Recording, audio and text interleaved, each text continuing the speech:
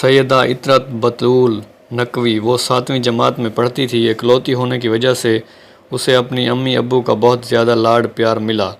وہ اس کی ہر فرمائش پوری کرتے تھے۔ شاید اسی وجہ سے نوریہ کچھ مغرور ہو گئی تھی اور کسی کو خاطر میں نہیں لاتی تھی۔ اس کے گھر میں ایک پرانی بوڑھی خادمہ موجود تھی جس نے نوریہ کو گودوں میں کھلایا تھا۔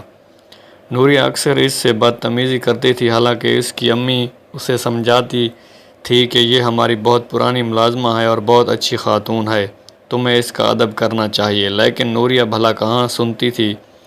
ان کے سامنے امی بھی یعنی ملازمہ کی بےعزتی کرتی تھی کہ تم نے میرے کپڑے اچھی طرح سے استری نہیں کیے، انہیں دوبارہ استری کر کے لاؤ، میرے شوز اچھی طرح سے پالش کرو۔ ایک دفعہ نوریہ کی سہیلیاں آئی ہوئی تھیں۔ بی اماں ٹرے میں شربت کے گلاس رکھ کر لائی۔ نوریہ کو گلاس پر کچھ لگا ہوا محسوس ہوا۔ اس نے بی اماں سے ٹرے پکڑ کر زور سے دیوار میں دے ماری۔ سارے گلاس ٹوٹ گئے، شربت بہہ گیا۔ اس نے بڑی بدتمیزی سے بی اماں سے کہا، آپ کو کچھ نظر نہیں آتا؟ گلاس اچھی طرح سے نہیں دھوئے، دوبارہ جا کر اچھی طرح سے شربت بناؤ۔ بی اماں نے گلاسوں کی کرچیاں اٹھا کر فرش صاف کیا اور آنکھوں میں آنسو لیے کچن کی طرف چلی گئیں۔ اسی رات نوریہ نے خواب میں دیکھا کہ وہ ایک ملازمہ کے روپ میں ہے اور کسی کے گھر کام کر رہی ہے، اور جو گھر کی مالکن ہے اس نے بہت قیمتی کپڑے پہنے ہوئے ہیں۔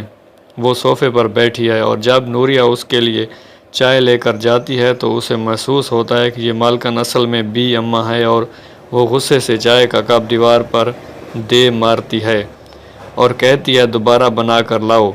بس اسی وقت نوریہ کی آنکھ کھل جاتی ہے۔ اسے محسوس ہوتا ہے اس کی آنکھوں میں آنسو ہیں۔ نوریہ پر اس خواب کا بہت اثر ہوتا ہے۔ اسے احساس ہوا کہ اگر وہ بی اماں کی جگہ ہوں تو یہ کتنی تکلیف دہ بات ہے۔ یہ سوچ کر اپنا رویہ درست کر لیتی ہے، ان سے معافی بھی مانگ لیتی ہے۔ سچ ہے کہ انسان جب تکلیف میں مبتلا شخص کی جگہ اپنے آپ کو لا کر دیکھے تو پھر اپنی غلطیوں کا احساس ہوتا ہے۔ اب نوریہ بہت اچھی بچی بن گئی، کسی کو تنگ نہیں کرتی۔